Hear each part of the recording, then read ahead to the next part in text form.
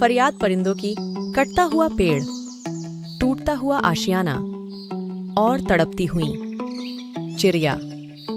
कहानी बेज़बान चिड़ियों की। समय की बात है, एक छोटे से जंगल में एक बड़े पुराने पेड़ थे जहां एक रंगीन चिड़ियों का परिवार रहता था। उनका घर ऊंचे शाखाओं में एक चेन में बना हुआ था जिसमें हंसी और उनकी गुलजारी की धुन बजती रहती थी। एक दिन कुछ लोग आरी और कुल्हाड़ी लेकर आए और पेड़ को काट डाला।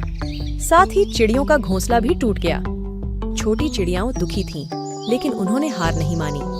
वे उड़ती रहीं, अपने घर बनाने के लिए नई जगह की तलाश करती रहीं। कई प्रयासों के बाद उन्होंने एक छोटे से झाड़ी को अपना नया घर बनाने का निर्णय लिया। यह उनके पुराने पेड़ की तुलना में बड़ा और आलस्यपूर्ण नहीं था, लेकिन यह एक ऐसी जगह थी जहां वे सभी साथी रह सकते। फिर भी कभी-कभी चिड़ियाओं अपने पुराने पेड़ के स्थान पर वापस उड़ जाती थीं। यह तो अब केवल एक टुकड़ा था, लेकिन वे अपने पुराने घर को भूल नहीं सकती थीं। वे उसके पास चिड़पिंग करती रहती थीं, जैसे कि वे उस जगह पर अच्छे समयों की कहानियां सुना रही हों। मौसम बदलते बदलते चिड़ियाओं अपने नए घर में थोड़ा खुश हो गईं। उन्होंने जंगल में नए दोस्त बनाए और खोजने के लिए रोमांचक स्थानों की खोज की, लेकिन उनकी पुराने पेड़ के पास चिड़पिंग करना जारी रहा।